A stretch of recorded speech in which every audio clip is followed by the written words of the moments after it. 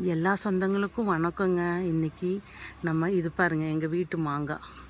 இந்த மாங்காய் வச்சு புளிப்பு, உப்பு, காரம், இனிப்பு இதெல்லாம் கலந்து நாம் ஊறுகாய் செய்ய போகிறோம்.